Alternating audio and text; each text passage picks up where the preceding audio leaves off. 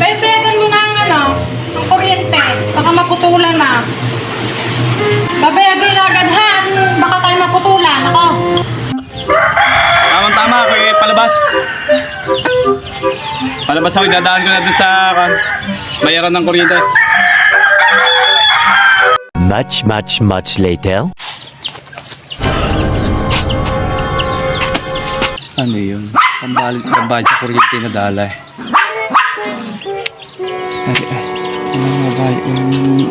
Hindi na pabayad eh. Aray, resibo. Resibo sa sabungan. Mayayari pa ako. Paano kaya pag maibayad sa kuryente? Magagalit naman yan. Hoy, andiyan ka na pala. Oh, Kanina ka pa? kararating natin lang. Nakabayad ka na ng kuryente? Oo, nakapagbayad ako.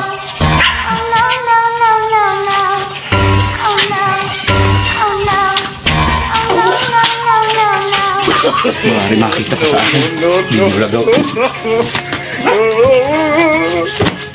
Makita sa pakinyarihan. Mga... Yan. Hoy, kain na din eh.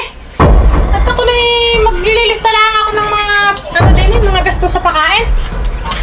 Parang kadami na nang nagagastos nadulugin na eh.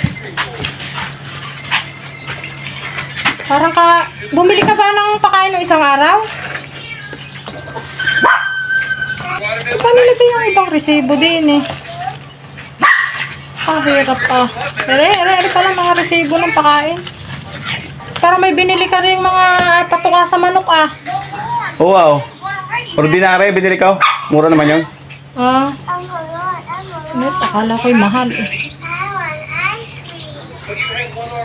Abay, malaki-laki na din ang nagagastos din eh. Ano rin resibo? Ano rin resibo? Resibo mo, aray? Bakit pang resibo din eh, karne? Wala! Amount, 2,000.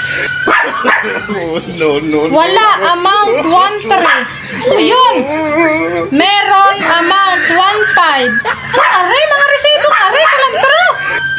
Wala, amount, 1,000. Ano mga resibo, aray?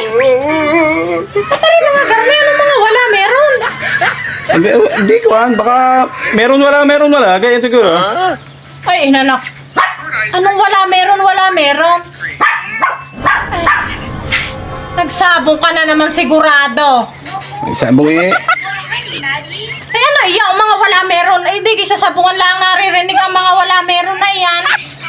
Ay, salantro, ako'y magpaglulukuhin. Ang resibo na kuryente, akin na, kung biniyadan mo ang totoo. Eh, tiyan, nakalimutan ko doon. Kunain sa kuan. Babalikan ko. A few moments later. Sipag. Talo sa sabong, kaya nagsisipag.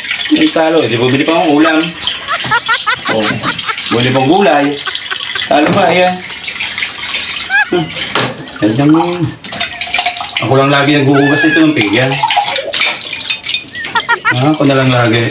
Meron pa rin doong labahin ha, tatapusin mo. Mamaya na yun. Pagkatapos naman din eh. Ako yung magluluto at magsasaing pa.